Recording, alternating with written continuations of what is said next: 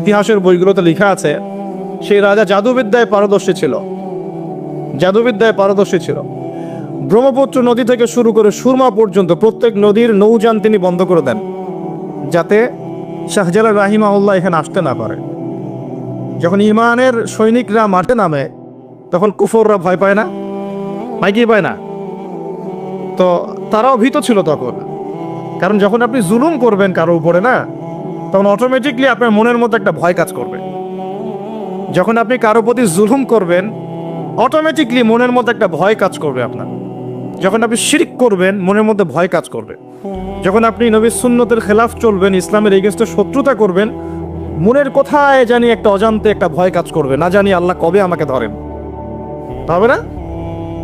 আর যখন আপনি ভিতর থেকে পবিত্র এবং ভিতর থেকে শক্ত যে না আমি ইমানের উপর আছি, আল্লাহর হুকুম আহকাম পালন করছি, নবীর সুন্নত মেনে চলছি, ইসলামের দাওয়াত দিচ্ছি, আপনার ভিতরে কোথায় জানি একটা কনফিডেন্স থাকবে যে আল্লাহ আমার সাথে আছে। আর কেউ থাক না থাক, আল্লাহ আমার সাথে আছে। দুনিয়াতে না হোক, আল্লাহ পরকালে আমার সাথে আছে। দুনিয়া আখিরাত উভয় জাহানেই আল্লাহ পাক সাথে থাকবেন ইনশাআল্লাহ। তো জাদুবিদ্যা কাজ করলো না। বলা হয়, এটা সত্য মিথ্যা আমরা জানি না, বলা হয় যে নৌযান ছাড়াই আল্লাহ পাকের কুদরতে, আল্লাহ পাক তার কুদরত কিন্তু তার বান্দার মধ্যে প্রকাশ করতে পারেন যাকে ইচ্ছা। তিনি নদী পার হয়েছেন, তার সৈন্যদেরকে নিয়ে পার হয়েছেন, এটা বলা হয়ে থাকে। আল্লাহ ভালো জানেন, আমরা সত্য মিথ্যা বলতে পারবো না। এরপরে এখানে সর্বশেষ যেটা পদক্ষেপ নেওয়া হয়েছিল, লোহা দিয়ে জাদু করা হয়েছে, শিল দিয়ে জাদু করা হয়েছে। এই শিলের জাদু কে ভাঙতে পারবে, এই কথা শাহজালাল রাহিমাহুল্লাহ তার অনুসারীদেরকে বলছিলেন যে তোমাদের মধ্যে যে ব্যক্তি ফজরের নামাজ কোনোদিন কাজা করো নাই, সে উঠে আজান দিলে ইনশাআল্লাহ আল্লাহ পাক এই জাদু নষ্ট করবেন। সম্ভবত নাসির উদ্দিন নামক একজন ব্যক্তি, বুরহানুদ্দিন, শুকরিয়া স্যার, বুরহানুদ্দিন নামক একজন ব্যক্তি, তিনি দাঁড়িয়ে বলেন যে আমি কোনোদিন ফজরের নামাজ কাজা করি নাই। চিন্তা করতে পারেন, উম্মার বিজয় কাদের হাতে হয়েছে? বেনামাজিদের হাতে, আমাদের মতো বেনামাজিদের হাতে। আমরা যারা পর্দা করি না আমাদের হাতে, আমরা যারা সুদ খাই আমাদের হাতে, আমরা যারা ব্যভিচার করছি, পরকিয়া করছি, জেনা করছি, মাদক খাচ্ছি, এই তরুণ সমাজ, আমাদের হাতে কি উম্মার বিজয় হবে? কি মনে হয় আপনাদের? একদিনও ফজরের নামাজ কাজা হয়নি, সেই ব্যক্তি উঠে আজান দিয়েছেন, সুবহানাল্লাহ। আর শাহজালাল রাহিমাহুল্লাহ তখন বলেছিলেন যে শিল হট, মানে এটা ভেঙে যাওয়ার জন্য। এই শিল এবং হট একত্রিত হয়ে পরবর্তীতে আস্তে আস্তে সিলেট নামটা হয়েছে। তার আগের নাম ছিল জালালাবাদ। কি নাম ছিল? জালালাবাদ। এই যে ইতিহাসগুলো কতজন মানুষ জানে? তিনি একজন তাওহীদপন্থী মানুষ ছিলেন, আল্লাহর ওলি ছিলেন, আল্লাহর মারিফতওয়ালা মানুষ ছিলেন। অনুসারীদেরকে নিয়ে তিনি শুধু দাওয়াতই দেন নাই, জালেমের প্রাসাদ পর্যন্ত চলে গেছেন যুদ্ধ করতে করতে, করেন নাই? এই যে ইসলাম কিভাবে প্রতিষ্ঠা হলো দেখেন। আর শেষের 100 বছরে কি হলো? ওই 1200 বছরের ইতিহাস আমরা ভুলে গেলাম, কি হলো শেষের 100 বছর? আমি আপনাদেরকে ফাইন্ড আউট করছি। দেখুন, লাস্ট 100 বছরে আমাদের মুসলিম উম্মার প্রথম যে সমস্যাটা হয়েছে এটা হলো আমরা কোরআন এবং সুন্নাহর যে পরিপূর্ণ জ্ঞান অর্জন, এই জ্ঞান অর্জনের পিছনে পর্যাপ্ত মেহনত করছি না। এটা 1 নম্বর পয়েন্ট। আমরা কি সবাই কোরআন পড়তে জানি? হলফ করে বলতে পারবেন প্রত্যেক ব্যক্তি, আপনারা যারা শুনছেন আমার লেকচার, সবাই কোরআন তেলাওয়াত করতে পারেন বিশুদ্ধ করে? তারপরে যদি জিজ্ঞাসা করি আমরা কতজন কোরআনের অন্তত একটা পারা মুখস্থ করেছি, হাত উঁচু করতে পারবেন? তারপর যদি প্রশ্ন করি আমাদের মধ্যে কতজন জীবনে অন্তত একটা বার আলিফ লাম মিম থেকে মিনাল জিন্নাতি ওয়ান নাস পর্যন্ত অর্থ সহ পড়েছি অন্তত একবার আল্লাহর কিতাব, হাত উঁচু করতে পারবেন? আমাকে উত্তর দেন। তাহলে বিগত 100 বছরের উম্মার অবস্থা এমন হবে না কেন? আমরা কতজন ব্যক্তি 5 ওয়াক্ত নামাজ পড়ি? উঁচু লেভেলের কথাবার্তা বলে আসলে লাভ নাই মাহফিলগুলোতে। আমি এটা শিখেছি মাহফিলে এসে। প্রথম দিকে আমি খুব হাই থটের কিছু লেকচার দিতাম, পেট্রো ডলার কেন্দ্রিক, জায়নিজম কেন্দ্রিক, জিউসদেরকে নিয়ে, প্যালেস্টাইন ইস্যু নিয়ে, আরও বড় বড় কিছু ইস্যুস, ওয়ার্ল্ড অ্যাফেয়ার্স নিয়ে। পরে দেখলাম যে আসলে আমরা এমন একটা জায়গায় আছি, এখানে আমাকে প্রশাসনের অনেক ভাই অনেক হেল্প করেছে, অনেক রাজনৈতিক নেতৃবৃন্দ আমাকে অনেক হেল্প করেছে, সমাজ নেতা আমাকে অনেক হেল্প করেছে, আমাদের আলেম ওলামাদের মধ্যে অনেকেই, হকপন্থী অনেক ওলামায়ে কেরাম আমাকে কাছে ডেকে নিয়ে অনেক হেল্প করেছে, বুঝিয়েছে যে যে কথাগুলো মানুষ বুঝতে পারবে না সেগুলো পাবলিকলি বলার কোনো মানে হয় না। পরে আমিও ফিল করলাম যে আসলেই তাই। যেখানে আমি আলোচনা করছি ওইখানকার মানুষ নামাজ পড়ছে না, আমি সেখানে গিয়ে কিভাবে ইকোনমিক বিষয়গুলো বোঝাবো? আমি এমন একটা জায়গায় লেকচার দিচ্ছি যেখানকার মানুষ কোরআন তেলাওয়াত করতে জানছে না, আমি কিভাবে কোরআনের হুকুম আহকামগুলো প্রতিষ্ঠানের কথা বলবো?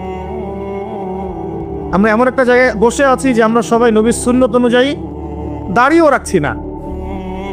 এটা তো একটা সুন্নত আমল, জীবনের প্রত্যেক ক্ষেত্রে সুন্নতের কথাই বলছি না, নিজের দেহের কথাই বলছে, সেখানেও আমরা পিছিয়ে পড়ছি।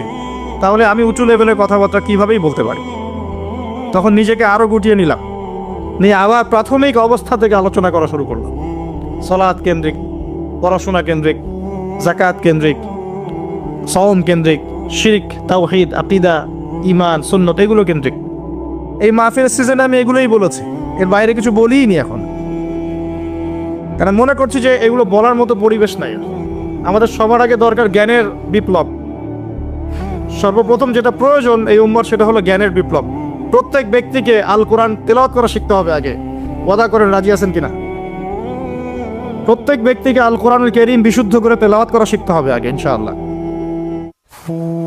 ইনশাআল্লাহ যদি আমি আগামী বছর আসি, আমি 5টা কাজ আপনাদেরকে দিয়ে যাচ্ছি। আগামী বছর এসে 5টা কাজ আগে নিব, তারপর আলোচনা হবে। 1 নাম্বার, সবাইকে বিশুদ্ধ কোরআন তেলাওয়াত করা শিখতে হবে, 1 নাম্বার। 2 নাম্বার, অন্তত একবার আলিফ লাম মিম থেকে মিনাল জিন্নাতি ওয়ান নাস পর্যন্ত এই 30 পারা কোরআন অর্থ সহ অন্তত একটা বার পড়ে দেখতে হবে 1 বছরে। পারবেন? আমি হিসাব করে দেখেছি, যদি প্রত্যেক দিন আপনি 20টা করে আয়াত তেলাওয়াত করতে পারেন এবং 20টা আয়াতের অর্থ পড়তে পারেন, আপনি 1 বছরে আল কোরআন শুরু থেকে শেষ পর্যন্ত অর্থ সহ পড়তে পারবেন ইনশাআল্লাহ। দৈনিক 20টা আয়াত পড়া খুব কঠিন। প্রত্যেক ফরজ নামাজের পরে যদি 4টা করে আয়াত পড়েন তাও 16টা আয়াত হয়, 20টা আয়াত হয়, সরি। 5 ওয়াক্ত ফরজ সালাতের পরে যদি আমরা 4টা করে আয়াত তেলাওয়াত করি, যে কোনো 4টা আয়াত একদম শুরু থেকে নিয়ে 4টা করে আয়াত পড়ি এবং অর্থগুলো পড়ি, 5 ওয়াক্ত নামাজ শেষে আমরা 20টা আয়াত তেলাওয়াত করে ফেলব। খুব কঠিন। 2 নম্বর কাজ। 3 নম্বর হচ্ছে আমাদের প্রিয় নবী মুহাম্মদুর রাসূলুল্লাহ সাল্লাল্লাহু আলাইহি ওয়াসাল্লামের জীবনী গ্রন্থ অন্তত একটা বার 1 বছরে পড়ে দেখতে হবে। পারা যাবে ইনশাআল্লাহ? একটা বইয়ের নাম বলে দেব, আর রাহিকুল মাখতুম। কি নাম? আর রাহিকুল মাখতুম। এই বইটা হচ্ছে 1182টা বইয়ের মধ্যে প্রথম পুরস্কার প্রাপ্ত বই। লেখক হচ্ছেন আল্লামা সফিউর রহমান মোবারকপুরী রাহিমাহুল্লাহ। অন্তত এই বইটা পড়তে পারবো না? নবীর জীবনী জানার কোনো প্রয়োজন নাই ভাই।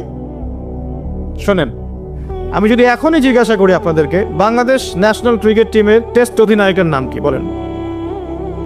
মাশাআল্লাহ। বলেন টি-20 ক্যাপ্টেনের নাম কি? তাই টি-20 ক্যাপ্টেন কে?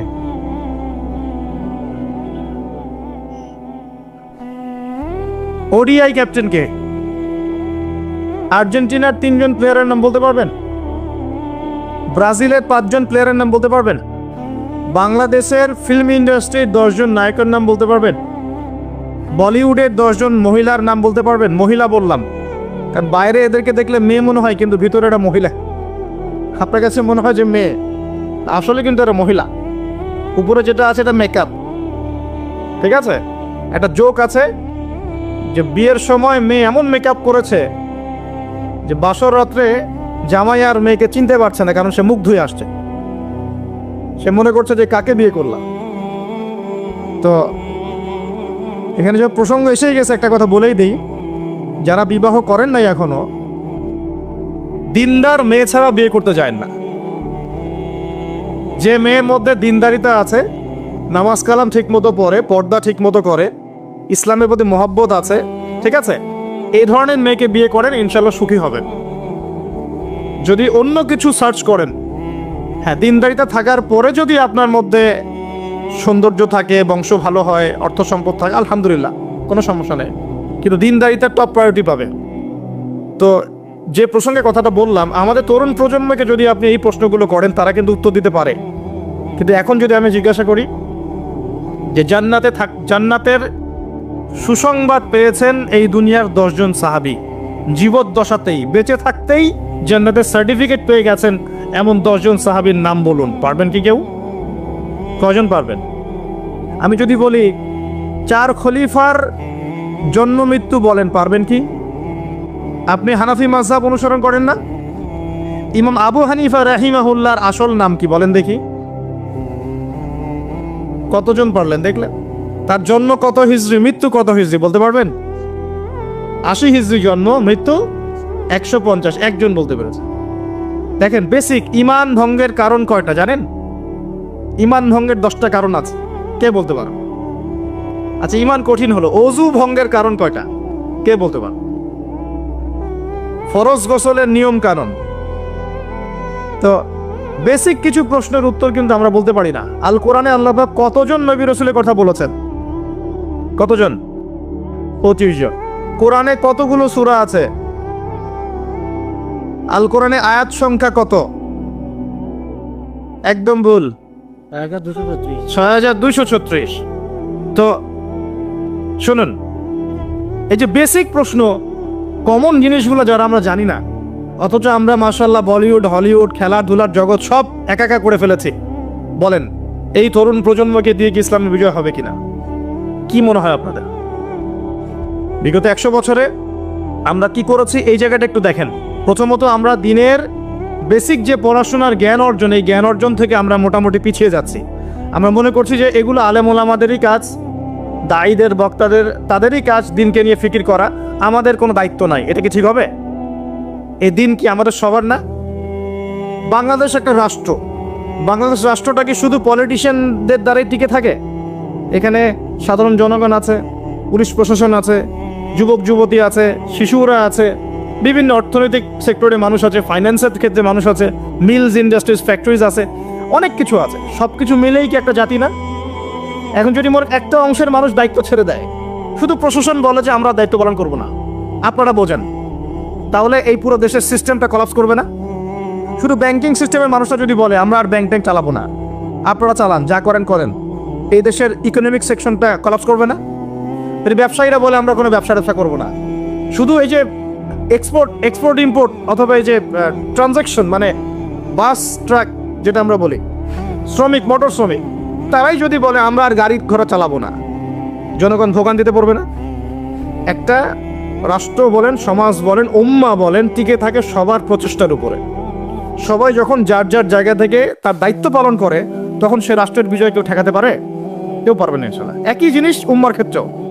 আমরা যদি মনে করি যে আমরা এটা আলেম ওলামাদেরই কাজ, হ্যাঁ, হাফেজে কোরআন তারাই কোরআন চর্চা করবে, যিনি মুফতি মুহাদ্দিস তারাই ইসলাম নিয়ে পড়ে থাকবে, আমরা কিছু জানি না, তাহলে সমস্যা।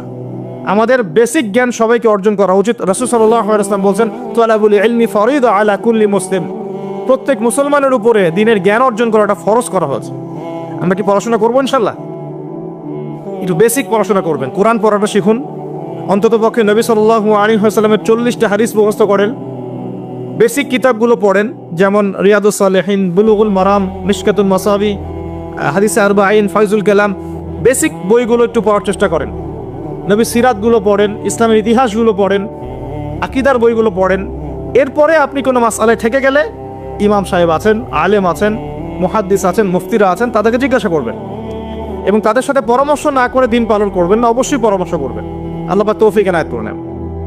কাজ দিয়ে যাচ্ছি, কোরআন তেলাওয়াত শিখতে হবে, নবীর জীবনী একবার পড়তে হবে, একবার টপ টু বটম কোরআনের অর্থ পড়বেন। আরেকটা কাজ দিব, সেটা হলো নবী সাল্লাল্লাহু আলাইহি ওয়াসাল্লামের 40 হাদিস কমপক্ষে মুখস্থ করতে হবে। পারা যাবে ইনশাআল্লাহ? 1 বছর সময় থাকলো, পারবেন তো ইনশাআল্লাহ? উম্মার পিছিয়ে পড়ার কারণ প্রথমত জ্ঞান থেকে পিছিয়ে পড়া।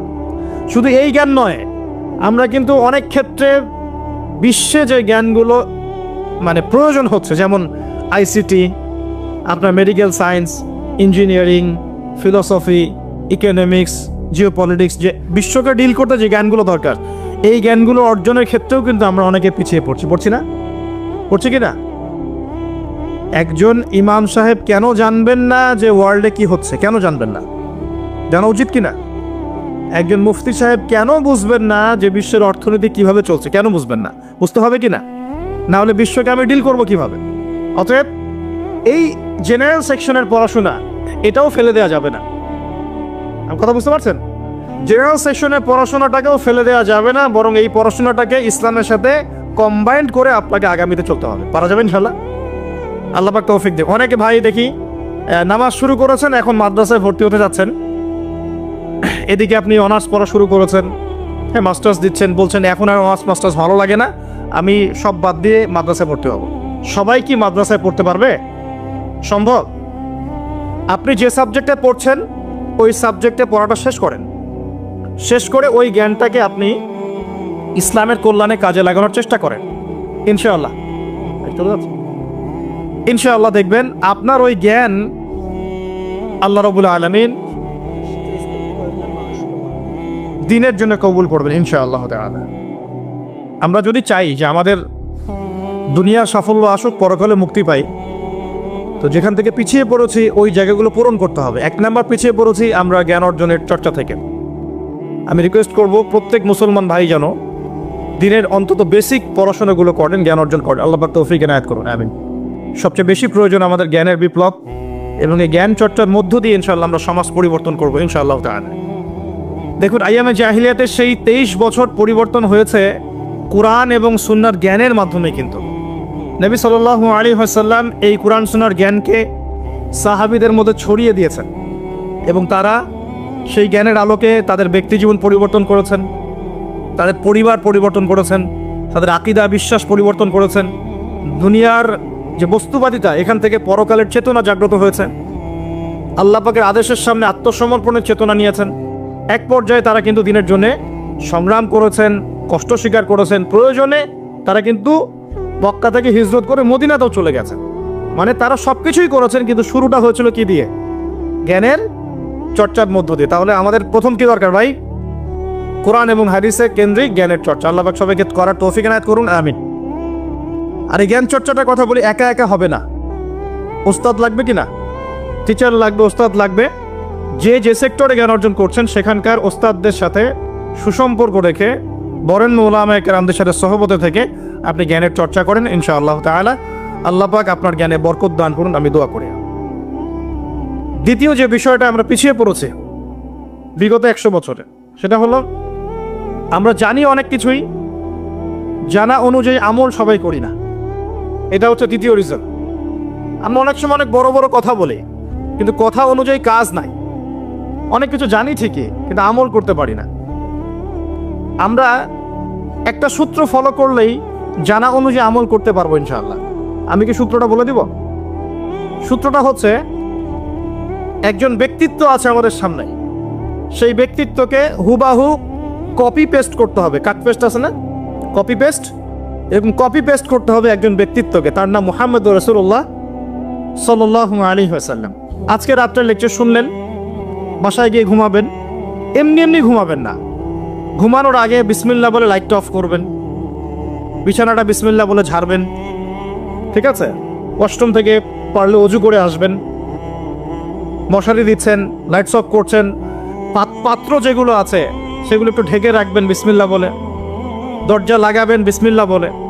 এরপর 3 বার পড়বেন সূরা ইখলাস একবার, সূরা ফালাক একবার, সূরা নাস একবার, পরে হাত একত্রিত করে ফু দিয়ে গা মাসাহ করবেন। এই কাজটা 3 বার করবেন।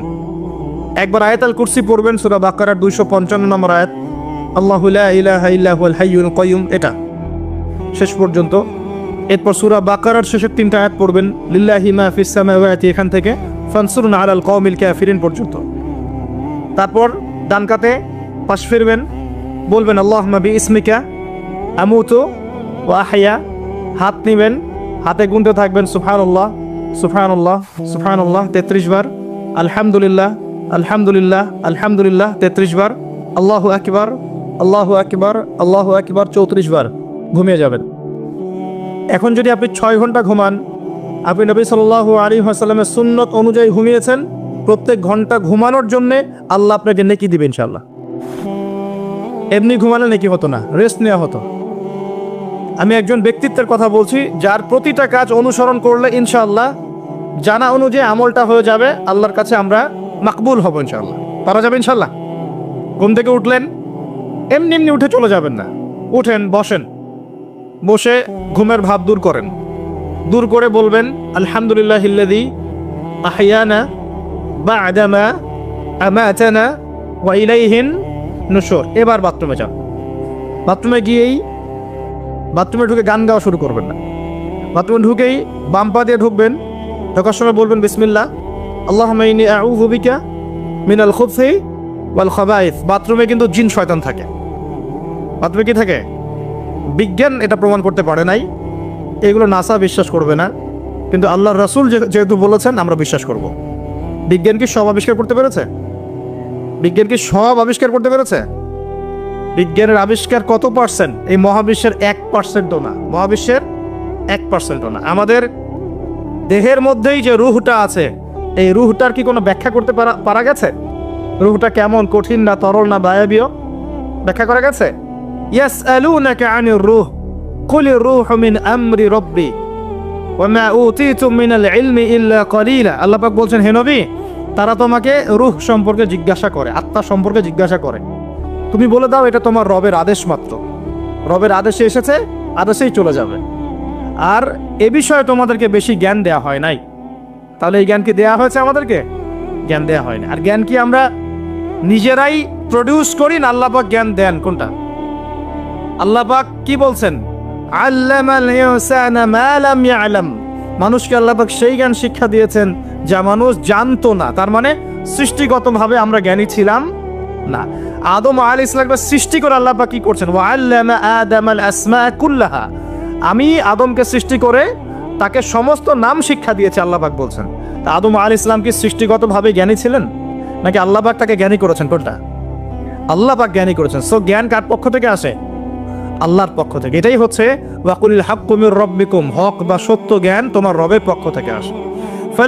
ফালা তাকুনান্না মিনাল মুমতারিন, তুমি সন্দেহবাদীদের অন্তর্ভুক্ত হয়েও না, আল্লাহ পাক বলছেন। তো বাথরুমে জিন থাকে এটা বিশ্বাস করলাম তো। এবার দোয়াটা পড়লেন, এবার আপনি ইস্তিনজা সারলেন, তারপরে বের হওয়ার সময় বলছেন গুফরানাকা। কি বলছেন? গুফরান। আরেকটা দোয়া আছে, আলহামদুলিল্লাহিল্লাযী আযহাবা আনিল আযান ওয়া আফানি গুফরানাকা। ওযু করবেন, অজুর আগে বলবেন বিসমিল্লাহ। অজু করার সময় খুব বেশি পানি অপচয় করবেন না, কারণ অপচয়ে সবচেয়ে পটু জাতি এখন মুসলিমরা। অপচয়ে সবচেয়ে পটু জাতি মুসলিমরা। রাষ্ট্রীয় সম্পদ অপচয় করে, গ্যাস অপচয় করে, তেল অপচয় করে, পানি অপচয় করে, সময় অপচয় করে, সবই অপচয় করে। নিজের হায়াতও অপচয় করে। এই তরুণ যুব সমাজ নিজের হায়াত অপচয় করে। অপচয় করে না? অনলাইন কত হায়াত খেয়ে ফেলছে আমাদের।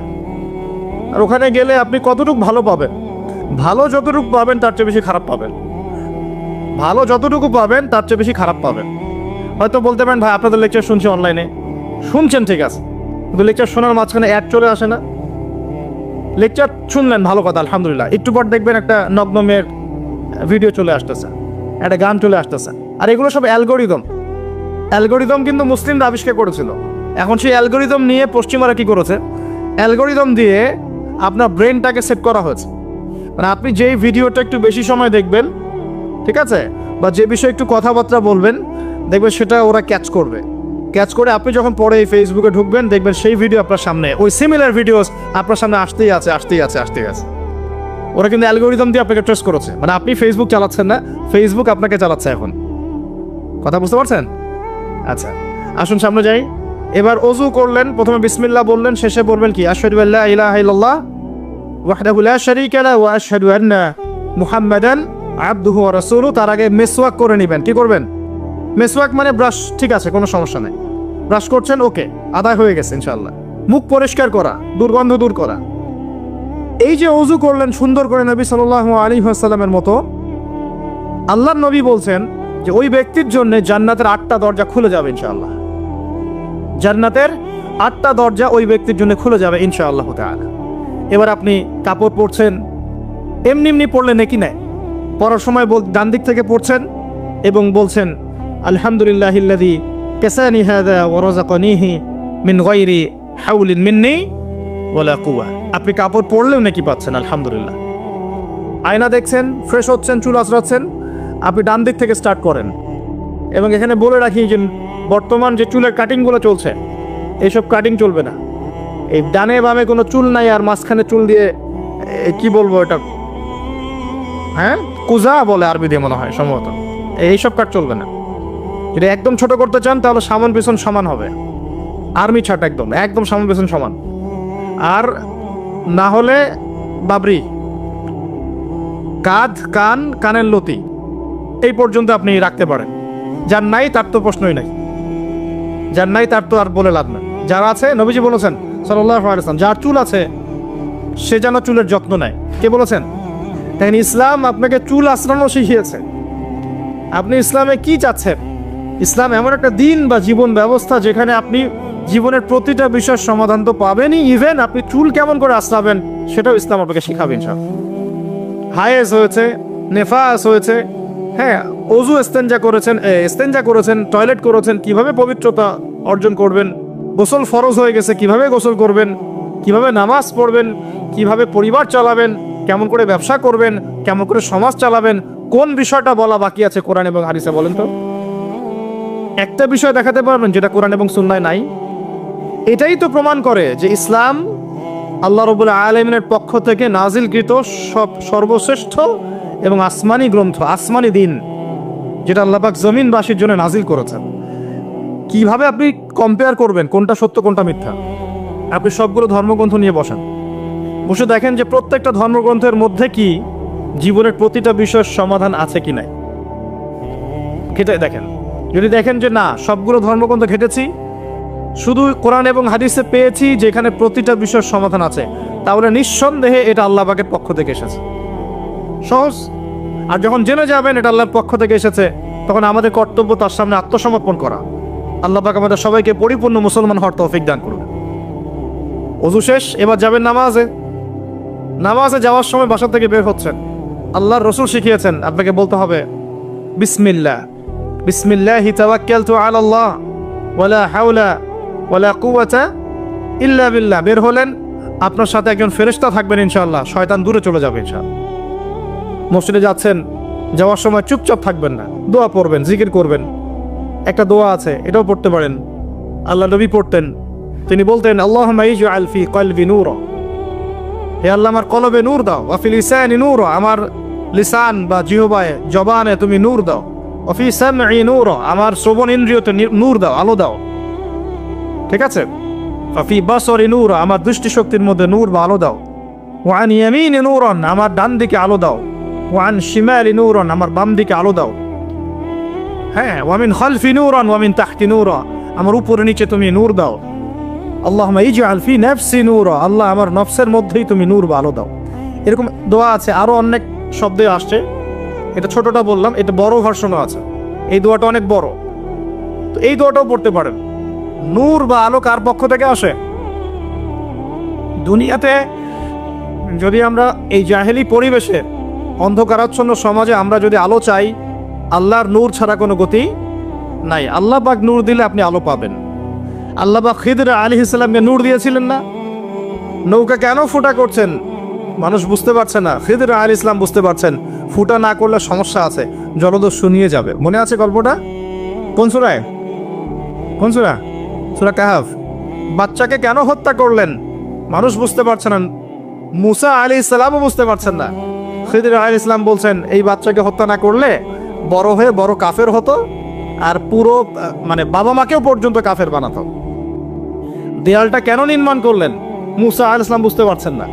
খিদর আলাইহিস সালাম বলছেন এই দেয়াল নির্মাণ না করলে এর নিচে এতিম দুই বাচ্চা রেখে যাওয়া বাবা মার সম্পত্তি ছিল, মানুষ সেটা নিয়ে চলে যেত, এই কারণে করেছে।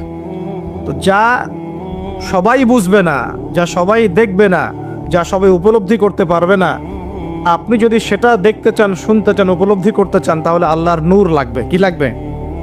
আল্লাহ পাকের নূর এমনি এমনি আসবে না। আগে ফরজিয়াতের উপর আমল করতে হবে, নফল আমল বাড়াতে হবে, সুন্নতের উপর পাবন থাকতে হবে, মনের মধ্যে রোগ দূর করতে হবে।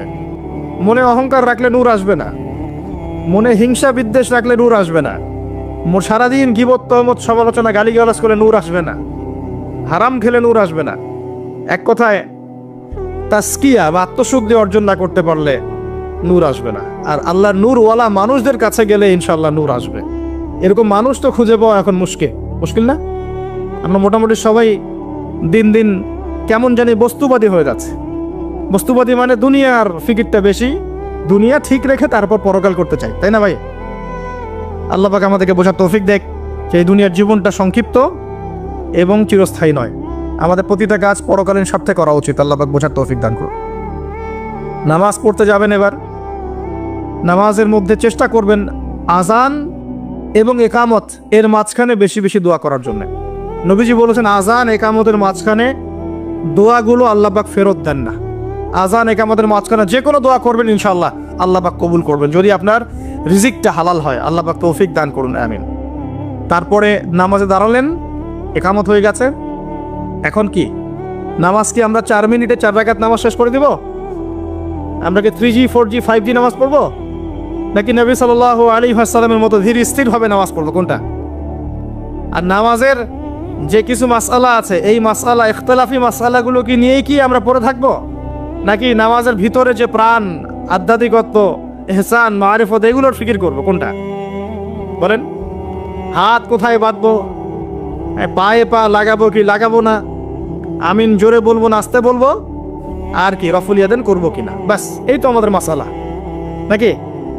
এইগুলো নিয়েই তো আমরা মোটামুটি মসজিদ তো ভাগ করেছি মাশাআল্লাহ অনেক, নাকি? এবং সেগুলোকে আমরা মনে করি যে আমরা জিহাদ করে দিচ্ছি সমাজের মধ্যে। হ্যাঁ, উম্মার ঐক্য নষ্ট হয়ে গেছে। উম্মার ঐক্য কি হয়েছে? নষ্ট হয়ে গেছে। এভাবে আস্তে আস্তে উম্মার ঐক্য নষ্ট করা হয়েছে। আর উম্মার ঐক্য যে নষ্ট হোক এটা কারা চাইবে? ইসলামের বন্ধুরা না শত্রুরা? আমরা সবাই মিলে যদি এই পুরো বাঙালি জাতি এবং আমার উম্মা যারা আছে মুসলিম, আমরা সবাই ঐক্যবদ্ধ থাকি, আমাদেরকে কি হারানো খুব সহজ, নাকি বিভক্ত হয়ে গেলে সহজ? তো বিভক্ত হয়ে যায় এটা কারা চাইবে? নিঃসন্দেহে ইসলামের দুশ্মনরাই চাইবে। তো আমরা বিভক্ত হয়ে যাচ্ছি কারণে অকারণে। তো দেখুন নামাজের মূল জিনিসটা কি? আল্লাহকে পাওয়া। নামাজে দাঁড়িয়েছি, নামাজে কতটুকু মনোযোগ থাকে, কি পড়ি বুঝি কিনা, সূরা ফাতিহার অর্থ বুঝি কিনা, সেজদায় আল্লাহকে পাই কিনা, আমি দোয়া করলে আমার চোখ দিয়ে পানি ঝরে কিনা, তেলাওয়াত বুঝি কিনা, রুকু ধীরস্থিরভাবে করি কিনা, সেজদা ধীরস্থিরভাবে করি কিনা, নামাজে কি আমি চুরি করি, এগুলো খেয়াল রাখতে হবে।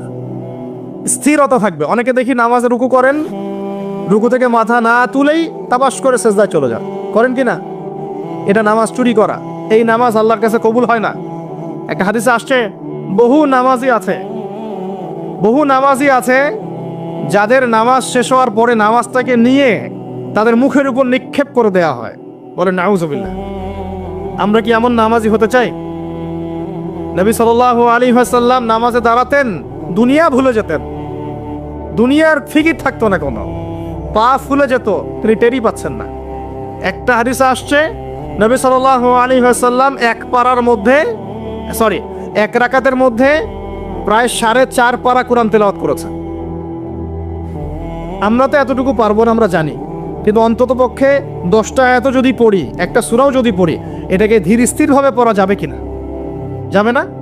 একটু অর্থটা বুঝে পড়া যায় না?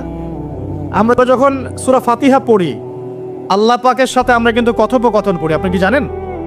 এই হাদিসে শোনেন, যখন আল্লাহু আকবার বলে দাঁড়াই এবং সূরা ফাতিহা সানার পরে সূরা ফাতিহা স্টার্ট করে আমরা বলি আলহামদুলিল্লাহি রাব্বিল আলামিন, আল্লাহ পাক উত্তর প্রদান করেন, বলেন হামিদানি আব্দি। আমরা বলি আর রহমানির রহিম, আল্লাহ পাক বলেন ইসনা আলাইয়া আব্দি। আমরা বলি মালিকি ইয়াউমিদ্দিন, আমরা বলি যখন আল্লাহ পাক তার উত্তর দেন, বলেন মাজ্জাদানি আব্দি। আমরা বলি ইয়াকা না'বুদু ওয়া ইয়াকা নাস্তাঈন, আল্লাহ পাক বলেন হাযা বাইনি ওয়া বাইনা আব্দি। আমরা দোয়া করি, বলি ইহদিনাস সিরাতাল মুস্তাকিম সিরাতাল্লাযীনা আন'আমতা আলাইহিম গায়রিল মাগদুবি আলাইহিম ওয়ালাদ-দাল্লিন। এরপর আল্লাহ পাক বলেন ওয়ালি আব্দি মা সাআলা, আমার বান্দা যে পথ চেয়েছে আমি তাকে তা দিলাম, আলহামদুলিল্লাহ। এই যে নামাজে আল্লাহর সাথে আমরা মোনাজাত করি, মোনাজাত মানে আল্লাহর সাথে চুপে চুপে কথা বলা। মোনাজাত মানে কি? শুধু এটাকেই মোনাজাত বলে না, মোনাজাত মানে আল্লাহর সাথে চুপে চুপে কথা বলা। আমরা আল্লাহর সাথে ফিস করে ভাবে নামাজে কথা বলি, কতজন ফিল করি? প্রিয় ভাইরা, নামাজ পড়বো ধীর স্থির ভাবে। ওয়ামা খালাকতুল জিন্না ওয়াল ইনসা ইল্লা লিয়াবুদুন, আল্লাহ পাক বলছেন আমি মানুষ আর জিন জাতিকে শুধুমাত্র আমার ইবাদত করার জন্যই সৃষ্টি করেছি। সো এত তাড়াহুড়ার কিছু নাই। নামাজ পড়তেই দুনিয়া আসছি, আল্লাহর হুকুম আহকাম পালন করতেই দুনিয়া আসছি। একটু হোক না, দোকানটা 5টা মিনিট পরেই না হয় খুললে, ঠিক আছে, ক্ষেত খামারে 5টা মিনিট পরেই না হয় গেলে, কি এমন হয়ে যাবে? ফরজ নামাজটা অন্তত পক্ষে ধীর স্থিরভাবে পড়েন। বাসায় গিয়ে আপনি সুন্নত পড়তে পারেন, কোনো সমস্যা নেই। নফল নামাজ আপনি ইচ্ছা মতো পড়েন, আল্লাহ পাক তৌফিক দান করুন। নামাজ শেষ হয়ে আমরা কি উঠে চলে আসব, নাকি একটু সুন্নত আছে? নামাজ শেষ করার পর আরো সুন্নত আছে। নামাজ শেষ করার পরে একবার বলতে হয় আল্লাহু আকবার, তারপর 3 বার বলতে হয় আস্তাগফিরুল্লাহ আস্তাগফিরুল্লাহ আস্তাগফিরুল্লাহ। একবার বলতে হয় আল্লাহুম্মা আনতাস সালাম ওয়া মিনকাস সালাম তাবারাকতা ইয়া যাল জালালি ওয়াল ইকরাম। আরো বলতে হয় আল্লাহুম্মা আইন্নি আলা যিকরিকা ওয়া শুকরিকা ওয়া হুসনি ইবাদাতিকা। এগুলো পড়তে হবে না? গুরুত্বপূর্ণ সুন্নত। যখন সুন্নতের উপর আমল না করব, তখন তো সারা জীবনে সুন্নত প্রতিষ্ঠা হবে না। তারপরে একবার আয়াতুল কুরসি পড়তে হয়। নবীজি বলেছেন সাল্লাল্লাহু আলাইহি ওয়াসাল্লাম, যে ব্যক্তি প্রত্যেক ফরজ নামাজের পর আয়াতুল কুরসি তেলাওয়াত করে, মৃত্যু ছাড়া জান্নাতে যাওয়ার জন্য কোনো বাধা নাই তার। আলহামদুলিল্লাহ, মরে গেলে জান্নাতে চলে যাবে ইনশাআল্লাহ। এরপরে আরো আছে আল্লাহুম্মা লা মানি লিমা আ'তাইত ওয়া লা মু'তি লিমা মানা'ত ওয়া লা ইয়ানফা'ু যাল জাদ্দি মিনকাল জাদ। আরো অনেক দোয়া কালাম আছে। 33 বার সুবহানাল্লাহ, 33 বার আলহামদুলিল্লাহ, 33 বার আল্লাহু আকবার, তারপর কালিমা শাহাদাত। তারপরে একবার সূরা ফালাক, একবার সূরা নাস, একবার সূরা ইখলাস।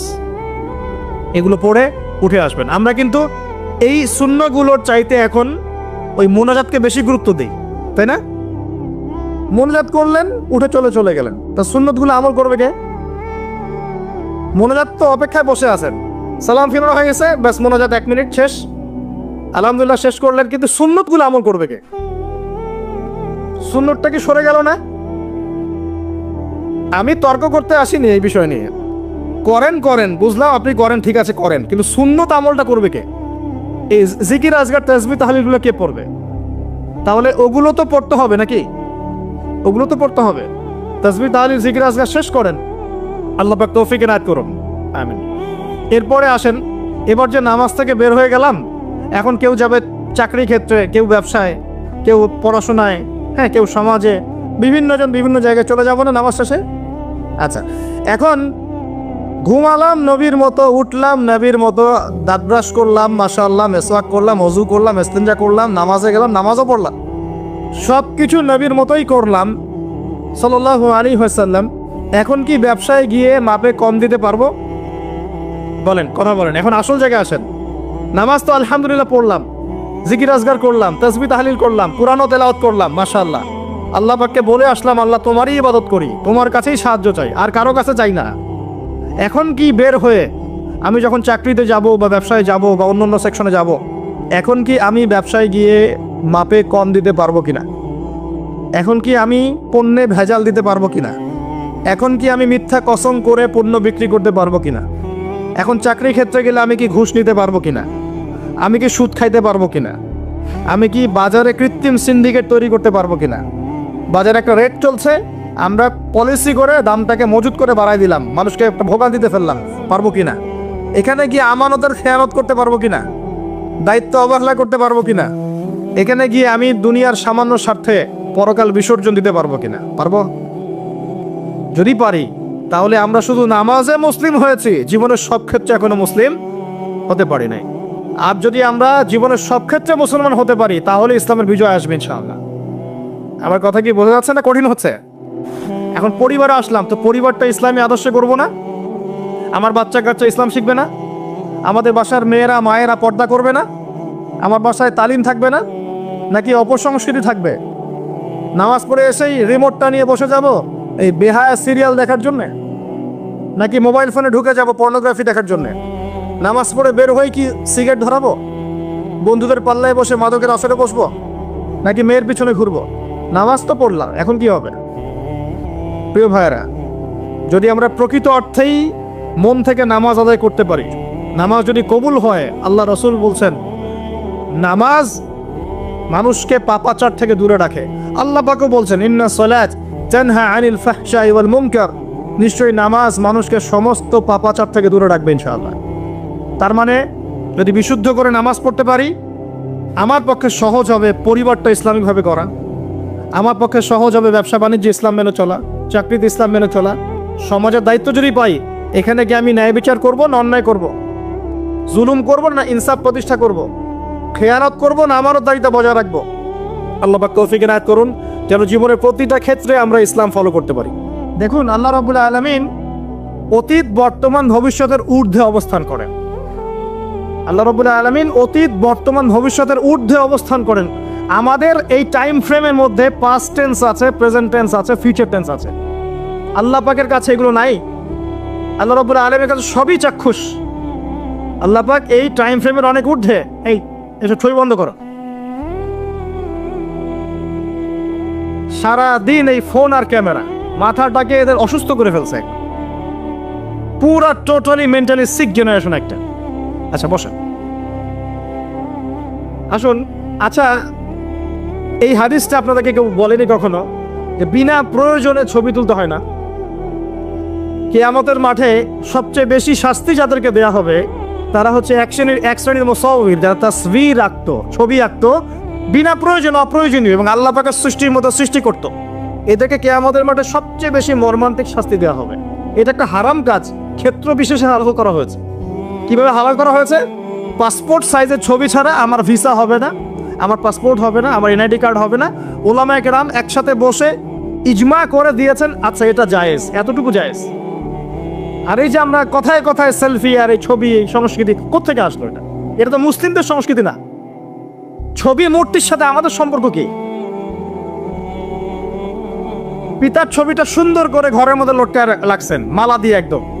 কি বুঝাতে যাচ্ছেন আপনি? আপনি নেককার সন্তান, অথচ পিতার জন্য কোনো দোয়া নাই আপনার মনে। দাঁড়ান দাঁড়ান, এই সংস্কৃতি থেকে বের হন। ক্ষেত্র বিশেষে হয়তো কোনো কোনো ক্ষেত্রে করা যাচ্ছে, আমভাবে এই যে মহামারী ছড়িয়ে পড়েছে এটা টোটালি বন্ধ করতে হবে। এবং যুব সমাজকে এই ভার্চুয়াল জগতে না, প্র্যাকটিক্যাল জগতে কাজ করতে হবে। ভার্চুয়াল জগতে কাজ না কম, প্র্যাকটিক্যাল জগতে কাজ বেশি করেন। আপনি কি আজকে খবর পেয়েছেন যে আজকে সারা বাংলাদেশে কতজন মানুষ খ্রিস্টান হয়েছে? কোনো খবর পেয়েছেন কি? যে করেছে সে কি ফেসবুকে স্ট্যাটাস দিয়েছে আজকে 10 জনকে করলাম, আজকে 5 জনকে করলাম, স্ট্যাটাস দেখেছেন? অথচ সীমান্ত এলাকাগুলো ঘুরে দেখবেন, দিনের পর দিন মানুষ খ্রিস্টান হচ্ছে, বেনারসে খ্রিস্টান হচ্ছে। যেদিন সবাই খ্রিস্টান হয়ে যাবে ওই দিন টনক নড়বে আপনাদের। আপনি কি খবর পেয়েছেন যে আজকে বাংলাদেশে কতজন মানুষ শিয়া হয়েছে, কাদিয়ানি হয়েছে, অন্যান্য ধর্মে দীক্ষিত হয়েছে? খবর পেয়েছেন? কারণ ওরা এত আইওয়াশ করতে চায় না, এত শোডাউন করতে চায় না। আর আমরা কাজ করি 5%। এই শোডাউন দিয়ে কোনো ইসলাম কায়েম হবে না। ইসলাম এই শোডাউন দিয়ে কায়েম হয় নাই, কনস্ট্রাকটিভ কাজের মধ্য দিয়ে কায়েম হয়েছে। কিভাবে হয়েছে আমি সামনে বলছি ইনশাল্লাহ। আগে এই জায়গাটা শেষ করি। এক কথায় ওই সুদ, জাহিলি যুগের ওই সুদ কি এখন গ্লোবালাইজেশন হয়েছে কি হয় নাই? তাহলে জাহিলিয়াত আছে কি নাই? মাদক, আইয়ামে জাহিলিয়াতের সেই মাদক এখন সারা বিশ্বে ছড়িয়ে পড়েছে কি পড়ে নাই? শুধু আমাদের দেশের সীমান্ত এলাকাগুলো ঘুরে দেখেন, মাদকের কি সয়লাভ। প্রশাসন হিমশিম খেয়ে যাচ্ছে মাদক বন্ধ করতে।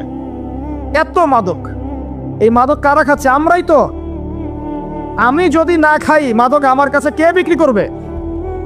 তুমি যদি মাদক না খাও তোমাকে কে জোর করে খাওয়াবে? তুমি নিজে খাচ্ছ বলেই তো সরকার বিপাকে পড়ছে, প্রশাসনের হ্যারাস হচ্ছে, মাদক চোরাচালান কারবারি যারা করছে এরা লাই পেয়ে যাচ্ছে। তুমি খাচ্ছ কেন? যুবক ভাই, আপনি মাদক খাচ্ছেন কেন? আপনি খাচ্ছেন বলেই তো মাদক বিক্রি করতে পারছে। বাংলাদেশের মুসলিমরা একটা মুসলিম যুবক মাদক খাবে না, বা শেষ। দেখি কার কাছে মাদক বিক্রি করে, আমরা দেখি কার কাছে মাদক বিক্রি করে। আমাদের যুব সমাজের একজন ছেলে মাদকের সাথে সম্পৃক্ত থাকবে না, সিগারেটে টান পর্যন্ত দিবে না, সিগারেটে একটা টান পর্যন্ত দিবে না। দেখি কার কাছে বিক্রি করে। আর শুধুমাত্র আইন দিয়ে, শাসন দিয়ে কিন্তু সবকিছু হবে না। মানুষের ভিতরটা পরিবর্তন না করতে পারলে, আল্লাহর ভয় না ঢুকলে মানুষ এগুলো ছাড়বে না। কিন্তু দেখবেন অনেক মাদকাসক্ত মানুষ কোরআনের হাফেজ হয়ে গেছে, তওবা করে আল্লাহর ওলি হয়ে গেছে। কিভাবে হলো? বিকজ তার মনের মধ্যে আল্লাহ পাকের ভয় এসেছে। আল্লাহর ভয় জাগাতে হলে কি লাগবে? কোরআন এবং হাদিস এবং নামাজ। তো কোরআন হাদিস নামাজের কাছে মানুষকে নিয়ে আসলে পরে মাদক কমবে ইনশাল্লাহ। কমবে না? নাকি আমরা মাদকও বিক্রি করব, আবার মাদক দ্রব্যের নিরাময় কেন্দ্রও খুলে রাখবো? কোনটা করব?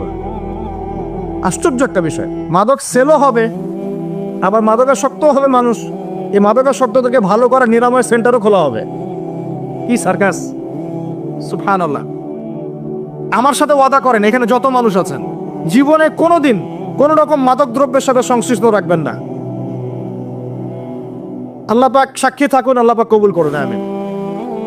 সিগারেট চলবে না, জর্দা খাওয়া চলবে না, গুল খাওয়া চলবে না, আর বাকি যেগুলো আছে ওই যে গাঁজা মাজা ইয়াবা সব বাদ, ওগুলো তো বাদ দিলাম। আর একটা কথা বলি, এটা আমি বলতে পারি এই কারণে, বিকজ আমি আপনাদের বয়সের, আপনাদের সাইকোলজি আমি বুঝি। কেন মাদকের কাছে যুবক ভাইটা গেল? বিকজ তার ভিতরে হতাশা আছে। কি আছে? হতাশা। চাকরি পাচ্ছে না, পরিবারের চাপ, না ওই যে সহি একটা প্রেম করছে,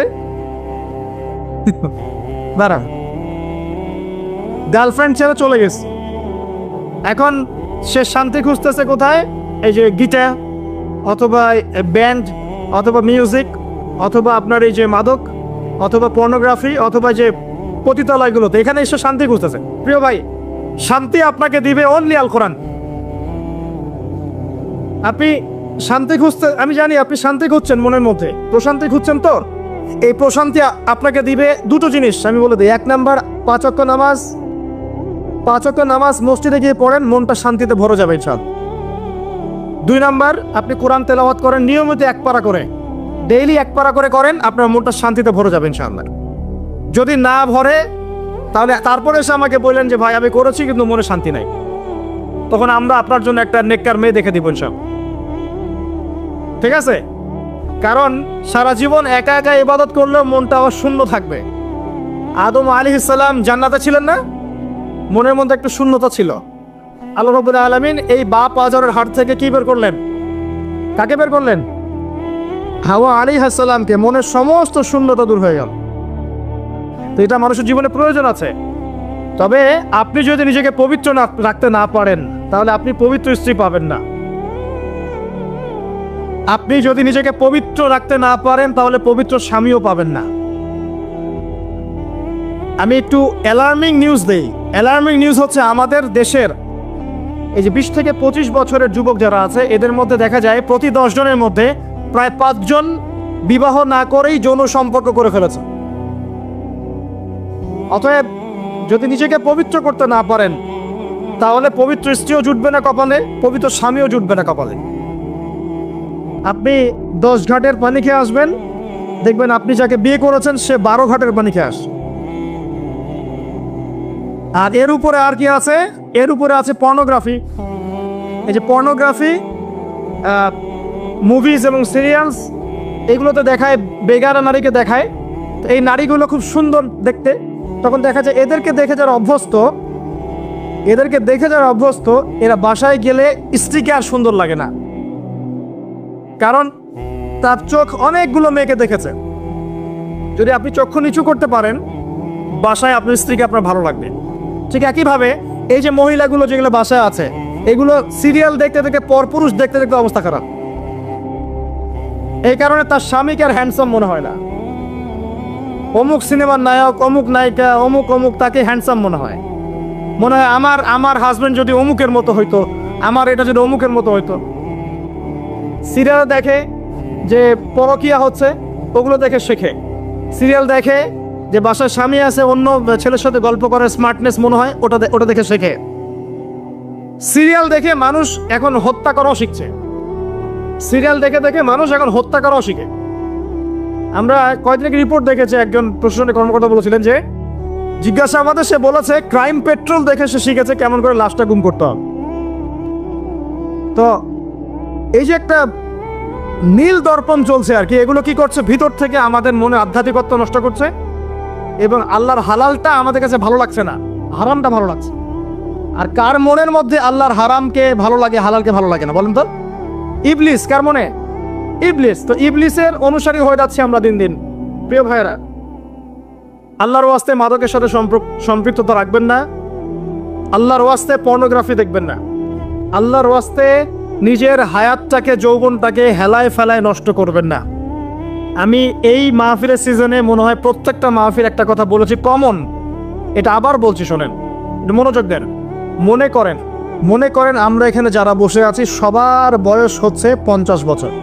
মনে করেন সবার হায়াত হচ্ছে কত বছর? 50 মনে করেন, কথার কথা।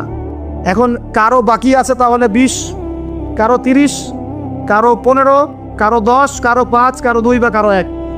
কথা ঠিক না ঠিক? এখন আপনার এই জীবনের যে বড় অংশটা চলে গেছে, এই অংশটুকুর দিকে একটু তাকিয়ে দেখেন আপনি কি করেছেন, কতটুকু নামাজ পড়েছেন, কতটুকু রোজা রেখেছেন, কতবার যাকাত দিয়েছেন, এবং এই চলে যাওয়ার সময়গুলোতে কি কি পাপ করেছেন আপনি, কতবার জেনা করেছেন, কতবার মাদক খেয়েছেন, কতজনকে গালি দিয়েছেন, কত ভাইকে মেরেছেন, কি করেছেন। এই হিসেবটা আজকে গিয়ে বাসায় ঠান্ডা মাথায় কাগজ কলম নিয়ে করবেন। তারপরে এক একটা পাপের জন্য আল্লাহর কাছে মাফ চাবেন। প্রথমে আমভাবে মাফ চাবেন, আস্তাগফিরুল্লাহ আল্লাযী লা ইলাহা ইল্লা হুয়াল হাইয়ুল কাইয়ুম ওয়া আতুবু ইলাইহি। তারপরে মানুষের সাথে সম্পৃক্ত কোনো হক থাকলে আদায় করে দিবেন, ইস্তেগফার করবেন, অন্যের সাথে সম্পৃক্ত হক থাকলে আদায় করে দিবেন। তারপরে বাকি সময়টুকু যদি চিন্তা করেন যে আমি যদি আর 10 বছর বাঁচি, এই 10 বছর আমি কিভাবে কাটাবো একটা প্ল্যান করবেন। এই 10 বছরে যেন আপনার এক ওয়াক্ত নামাজ ছুটে না যায়, এই 20 বছরে যেন আপনার একটা রোজাও ছুটে না যায়, এই 20 বছরে যেন আপনি কোরআন সুন্নাহ A to Z পড়ে শেষ করতে পারেন এবং নবীর সুন্নতের উপর নিজেকে ঢেলে সাজাতে পারেন। এই 20 বছর আপনি হালাল রিজিক সার্চ করবেন, আমর বিল মারুফ নাহি আনিল মুনকারের কাজ করবেন, আপনার প্রতিভা অনুযায়ী দিনের খেদমত করবেন। পারা যাবে ইনশাআল্লাহ? নিজের আমল নামার হিসেব নিজে করুন, কিয়ামতের মাঠে হিসাব দেওয়ার আগেই নিজের হিসাব নিজে করে ফেলুন। আল্লাহ পাক সবাইকে তৌফিক দান করুন। আমিন। একটা বিষয় থেকে শয়তান আমাদেরকে গাফেল করে রাখবে, শয়তান সবসময় গাফেল করে রাখবে, সেটা হলো তুমি মৃত্যুর চিন্তা করো না, এটা করো না, এটা করো না। মৃত্যুর চিন্তা করতে শয়তান নিষেধ করবে, কিন্তু আমাদেরকে ভাবতে হবে কবরের কথা, যে ইন্ডিভিজুয়ালি আমরা কেউ দুনিয়াতে থাকবো না। অতএব ব্যক্তিটাকে আগে সংশোধন করেন, তাহলে পরিবার অটোমেটিক সংশোধন হবে ইনশাআল্লাহ। এভাবেই পারিবারিক সংশোধনের মধ্য দিয়ে সমাজ সংস্কার হবে ইনশাআল্লাহ। প্রিয় ভাইয়েরা, ওদিকে লম্বা করছেন, এদিকে আসুন। মাদকের 6 লাভটা কি আছে না নাই এখন বলেন? আছে তো? নারীর অবমাননা 4 নম্বর ছিল। নারীর যে অবমাননা, এটা কি বর্তমান বিশ্বে আরো বিশাল স্কেলে আসে নাই? নারী জাতিকে কোনো মূল্য দিচ্ছে মানুষ? নারীর দেহটাকে পণ্য বানিয়েছে না? নারীর দেহটাকে মানুষ পণ্য বানিয়ে ব্যবসা করছে, যত কিছুই করছে। যে আপনি দেখবেন songs, dance, music industries, film industries, উদ্দেশ্য একটা বাণিজ্য করার, কিচ্ছু না। এই বাণিজ্য করার জন্য মেয়ের দেহটাকে, সৌন্দর্যটাকে, রূপটাকে জাতির সামনে নগ্ন করে উপস্থাপন করেছে। আর সেই মেয়ে মনে করছে কি, যে নগ্ন হওয়ার ফলে আমি কিছু টাকা পেয়েছি, এতে করে আমার ডিগনিটি, সম্মান বেড়ে গেছে, সবাই আমার সাথে সেলফি তুলতে চায়, সবাই আমাকে বড় সেলিব্রিটি মনে করে। কেউই তোমার দিকে সম্মানের চোখে তাকায় না। দেখো, মানুষের দিকে তাকানোর দৃষ্টি দুটো হতে পারে মেয়েদের দিকে, একটা হচ্ছে সম্মানের দৃষ্টি, সম্মান বা ভালোবাসার দৃষ্টি, আরেকটা হতে পারে ভোগের দৃষ্টি। বোঝাচ্ছি? আপনি কি আপনার মায়ের দিকে ভোগের দৃষ্টিতে কখনো তাকান? আপনার বোনের দিকে তাকান? আপনি আপনার দাদি, আপনার মাহারাম যারা আছে, খালা, চাচি, কারো দিকে কি আপনি ভোগের দৃষ্টিতে কখনো তাকিয়েছেন? তাকান নাই। কিন্তু বেগানা, বেপর্দা যে মেয়েগুলো, গায়েরে মাহারাম, আপনার বান্ধবী বা ফ্রি মিক্সিংয়ে আছেন, বা আপনার গার্লফ্রেন্ড, হ্যাঁ, বা ইত্যাদি ইত্যাদি, এদের দিকে কি আপনি কখনো সম্মানের চোখে তাকান না ভোগের চোখে তাকান? সত্যি করে বুকে হাত দিয়ে কথাটা বলেন দেখি, সত্যি করে বুকে হাত দিয়ে বলেন যে আপনি আপনার গার্লফ্রেন্ডের দিকে সম্মানের চোখে তাকান। আপনি পতিতালয় গিয়ে একটা পতিতা মেয়ের সাথে রাত কাটিয়েছেন, সম্মানের দৃষ্টিতে তাকিয়েছেন, তাই এত বড় চিটারি নিজের সাথে করতে পারেন? নিঃসন্দেহে আপনি এটা করেন নাই। এখন যে মেয়ে মনে করে যে আমি নগ্ন হয়ে গেলে আমার ডিগনিটির সম্মান বেড়ে যাবে, সে শয়তানের তাবেদারি করছে। কারণ কেউ তার দিকে সম্মানের চোখে তাকায় না, তার দিকে সবাই একটা নজরেই তাকায়, ভোগের নজরে তাকায়।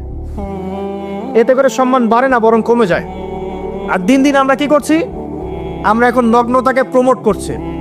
যে যত বেশি নগ্ন হতে পারে, সে তত বেশি সেলিব্রিটি হতে পারে এখন। এবং যারা এইসব জগতে কাজ করে, তাদের ইন্টারভিউ দেখবেন, তাদের ইন্টারভিউগুলো দেখা যায়, পড়া যায় পত্রিকাগুলো। তারা বলে যে প্রডিউসারের সাথে রাত যাপন না করা পর্যন্ত কখনো আমাদেরকে ফিল্মে নিত না। তো যে সম্মান, ইজ্জত বিক্রি করে পেতে হয়, এই সম্মানের মুখে লাথি মারি আমরা। যে সম্মান অর্জন করতে নিজের ইজ্জত বিলি করতে হয়, এই সম্মানের মুখে আমরা লাথি মারি। আল্লাহ রাব্বুল আলামিন যে সম্মান দিয়েছেন, এই সম্মান চূড়ান্ত। এখন দেখুন, ইসলাম কি মেয়েদেরকে সম্মান দেয় নাই?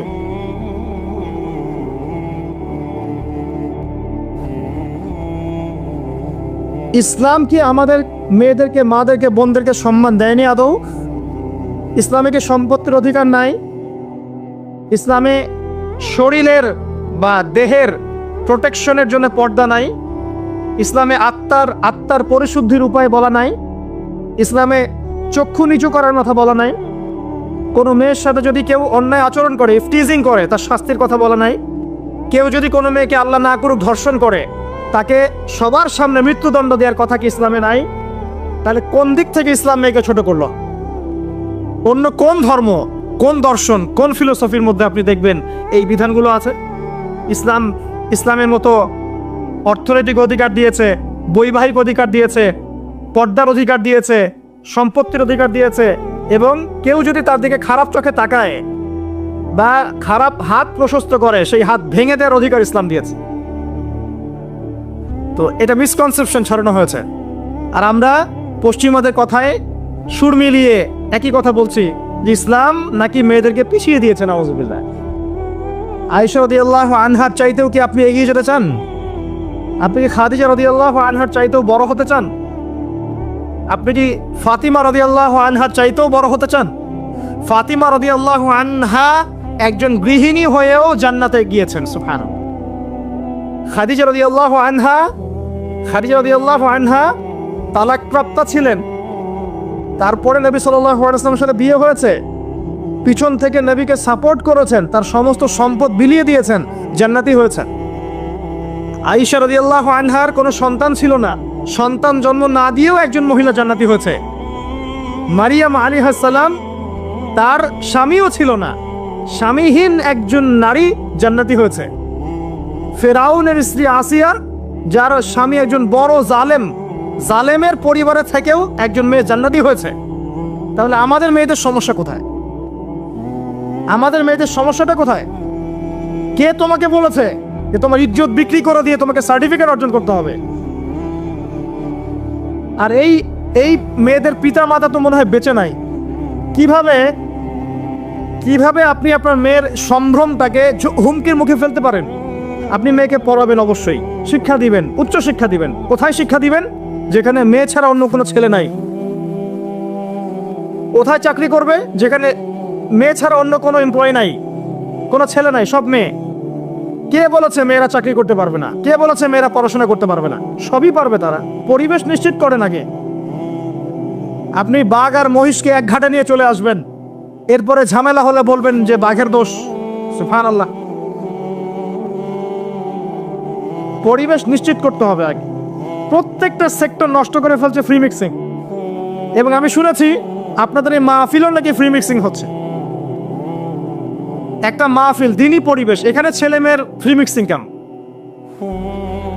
আপনি একজন মহিলা, আপনার জন্য মাহরাম ছাড়া গায়রে মাহরামের সামনে বেপর্দায় যাওয়া জায়েজ নাই, এটা আল্লাহ বলেছেন। আল্লাহর চেয়ে কি আপনি বেশি বোঝেন নাকি? সোজা কথা হচ্ছে, আল্লাহর চেয়ে কি আপনি বেশি বোঝেন নাকি? আল্লাহ পাক কেন বলেছেন প্রশ্ন করার দরকার নেই তো আপনার। আল্লাহ বলেছেন, নিঃসন্দেহে আল্লাহ পাক আমার চেয়ে অনেক বেশি জানেন। আল্লাহ পাক ভালো বলেছেন, তাই বলছেন।